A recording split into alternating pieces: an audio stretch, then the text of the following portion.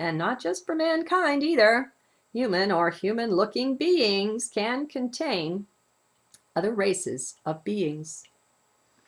We are at first surprised, too, to learn that human beings are not restricted to this planet and solar system. Quite a number of human races come from divergent star systems, even different universes, for all that I know. So we both have humans elsewhere and non-humans wearing human bodies. It gets confusing in a hurry. But if we're in heart, then we're fine with this. Remember, it simply is what it is, whatever that is. We've just been deceived, so that's why the shock, once we know. Keeping us dumb and deceived about these things is one of the reasons these dark beings tampered so drastically with the teachings of the saints and the sages. With their technology and their mental prowess and development literally light years beyond ours, it was nothing for them to time travel and set up false trails, change the past, make it look like they wanted it to. Many may be disappointed to discover as well that any number of religious apparitions were also holographic shows. They weren't real. They were done to mislead, to control. That was their ultimate aim. According to the Andromedans, says Alex Collier, the shroud of Turin was a plant by the Zeta Reticulans, the Taos, also known as the Greys. We just haven't allowed for the possibilities, my friends. We haven't been told anything, of course. We've had to find out so much on our own, and with the assistance of the friendly and advanced ET races, like the Andromedans, the Syrians, who came to help let us know at least part of what is going on here. Harmony, honey, you're going to have to whip his ass. Excuse me. He just chased her down the hall. She doesn't appreciate it. When we allow for races, technologically, scientifically, mentally, that are tens of thousands of years ahead of us in some cases, and add to the mix the terrible arrogance of some of them, well, it makes for a truly interesting recounting. So I'll close here. It's more than plenty to chew on for you. It may be the first time for some of you to consider these things. We're all finally getting so disgusted with the government and the endless cover-ups that we're about ready to get the truth where we can. Obviously, it becomes critical here to consider your sources. Everyone will have to run that gamut for themselves to decipher what is out there and decide, hopefully based on their heart's guidance, what sources are worthy and which ones are bunk. Excuse me. Kismet, get out of there.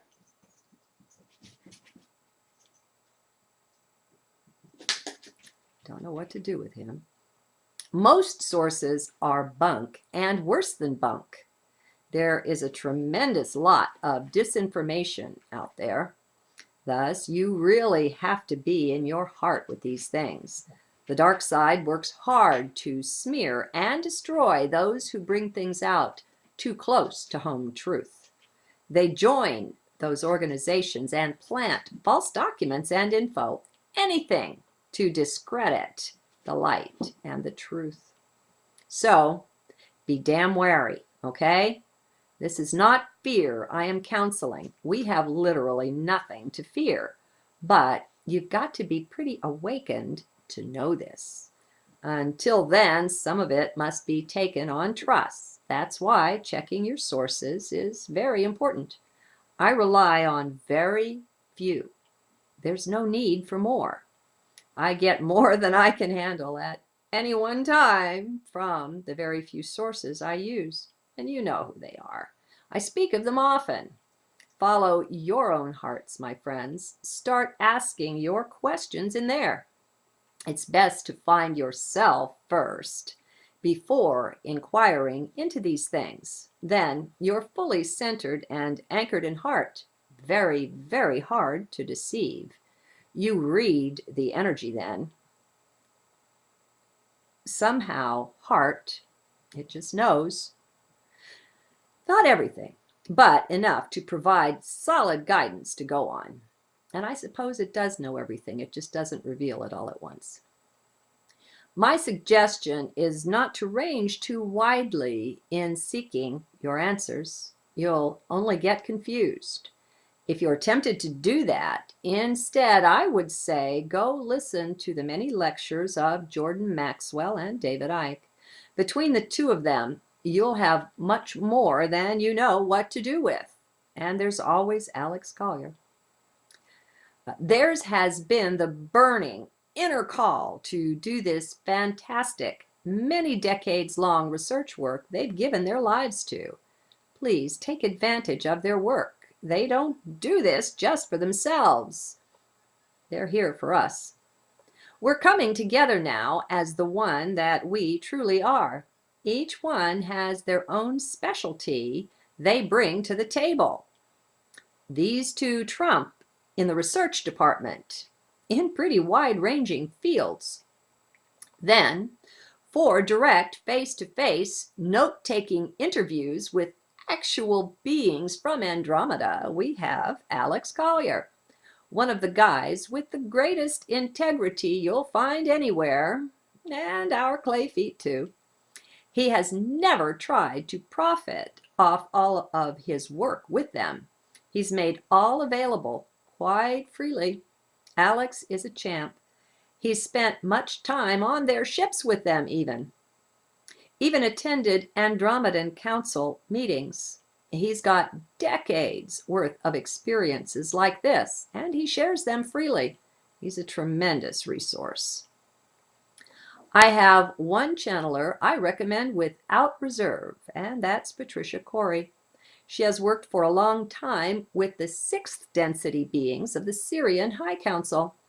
They wrote an excellent trilogy of books through her that will answer many, if not most, of your questions about so many things.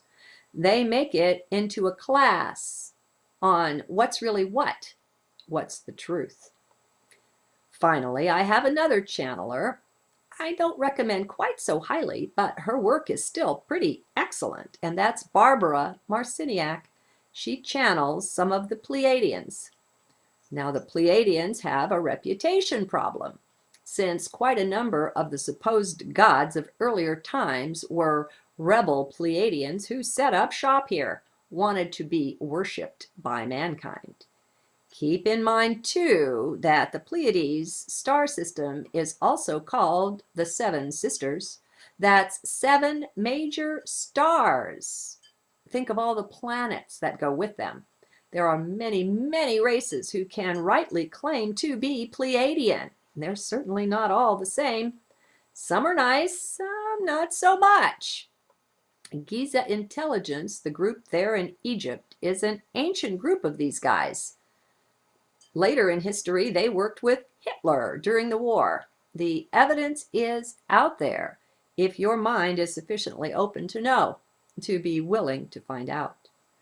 Okay, so I especially recommend one of Marciniak's more recent books, The Path to Empowerment. It's excellent as far as I can tell. It rings pretty right on with me. That's the best I can know, I can share. Keep in mind, guys, that you have hearts too. Yours are just as intelligent, just as reliable as mine.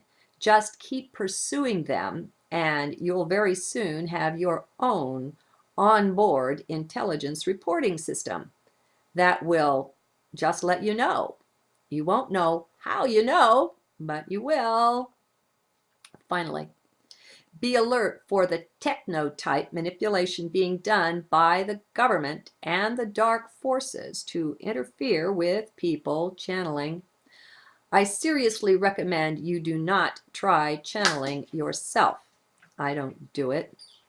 When my higher self brings something through like this, which is very rarely, I know to go with it. But remember, I had lots of false starts along the way to getting to know what I could trust. They will definitely try to mess with you. Expect it. Don't fear it. Just be alert. What we have in heart, they cannot mess with. They can't enter in there. They've lost their way. But if you're in mind, you're in their personal playground. This is another big reason not to trust your mind or anyone's, period. That's why we're winning, and that's why we're going to completely win this one with the dark side. It's because of the heart, because we enter our own kingdom of heart. They don't have that, cannot touch that. And light always wins eventually anyway. It's just that we finally, yes, finally reached that point in history where we're going to sweep right up out of 3D. Most of these troublemakers are in 4D. We will likely pause there for but a very short time. Then it's on to 5D, maybe even 6D, who knows where for us. It's not linear.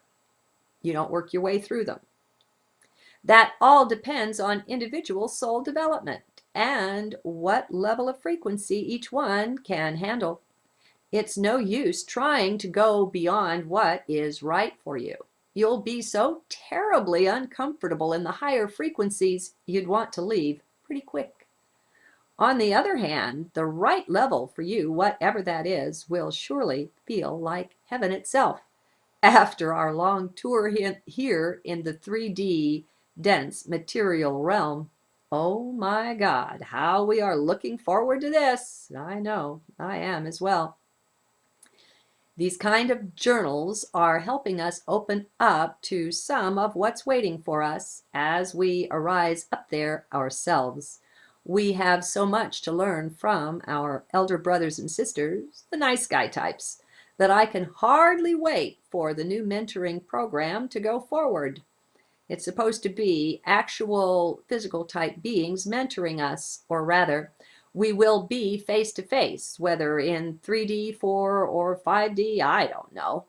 I just know it won't be any channeling stuff. It will be the real thing. Something provable, memorable, servable, savable. It will be the start of our new life. Well, let's not wait. Let's consume the best of research and info that's available to us now. Let us do our homework, show our preparedness, our readiness to get on with the show. The Andromedans also requested that we realize our vision creates in ways that we don't yet understand. They suggested we begin visualizing what a planet of peace would look like in very solid detail.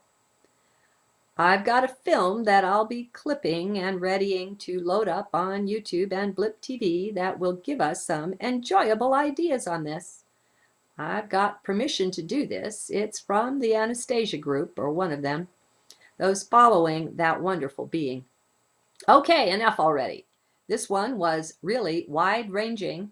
I don't know why, don't even ask. Come on, you know how I do this. The conscious mind is not in charge of this show. See you later then. I love you, my friends. I too have given my life over in service to all. Let's get our new world going right away. Watch your thoughts. Remember, they create. Good day.